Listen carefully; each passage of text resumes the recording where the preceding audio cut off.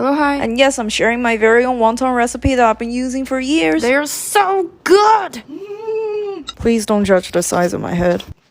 To make the filling. Ew, carrots! Why does nobody make wontons using chicken thigh? They're so good! Trust me, you won't taste the carrots. And blend!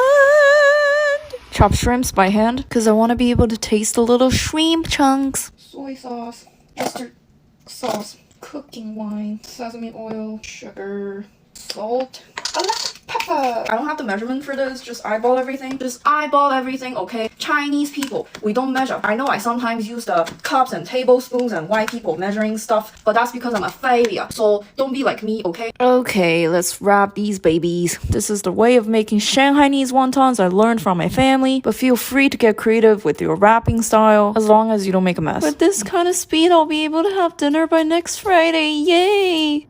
Sauce time. Peanut butter. Sesame based water. It looks like shit. Sorry about that. Garlic, chili flakes, Sichuan pepper, sesame seeds, green onions, hot oil. Add the peanut butter paste, soy sauce, and Chinese vinegar. Oh my god, this sauce? Man. Look at that. Enjoy.